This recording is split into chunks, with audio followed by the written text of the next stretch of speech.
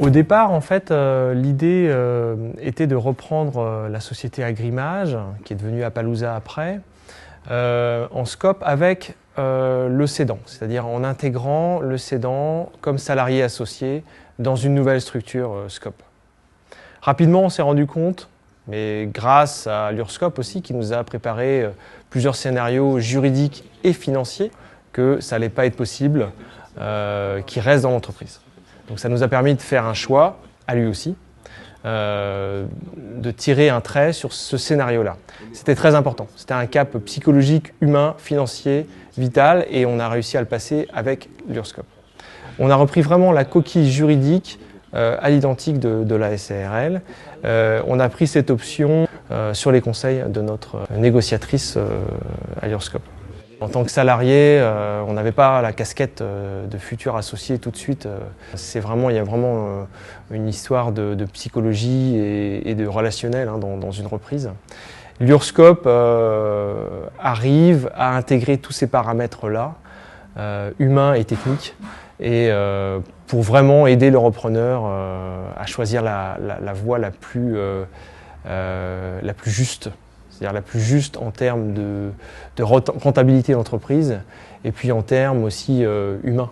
C'est vrai que sans cet appui-là, j'aurais peut-être eu plus d'appréhension, j'aurais certainement réussi à franchir le cap, mais c'est vrai que c'est beaucoup plus rassurant et facile d'avoir cet appui de l'URSCOP. Le mode de travail se faisait déjà, les gens étaient extrêmement indépendants, donc on avait des chefs de projet qui travaillaient avec un studio ou on travaillait tous ensemble de façon très indépendante, sans que notre patron nous donne des directives. Donc il y a eu une autonomie terrible qui faisait que ça s'est fait presque naturellement.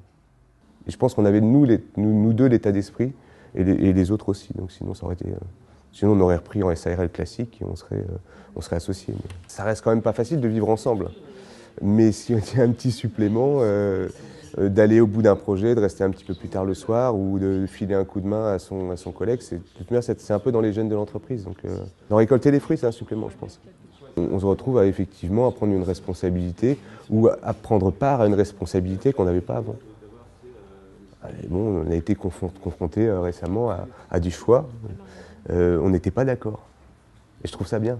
C'est bien de ne pas être d'accord parce que ça permet de réfléchir, ça permet d'avancer. Quand on vote, on sait qu'on n'est pas dans une SARL normale puisque on est obligé de se regrouper, on est obligé de débattre. Donc ça reste une SARL, il faut qu'on gagne notre vie. Donc il y a quand même, effectivement, ça reste une entreprise, il faut que ce soit rentable. Donc après, est-ce qu'on fait plus preuve d'humanité que les autres? Je ne sais pas. Enfin, on essaye du moins. On a pris ce chemin-là. Je ne pense pas que ce soit facile. Je pense que même c'est peut-être plus difficile que de décider à 2 ou à 3 quand on est... Mais c'est peut-être plus intéressant, plus enrichissant.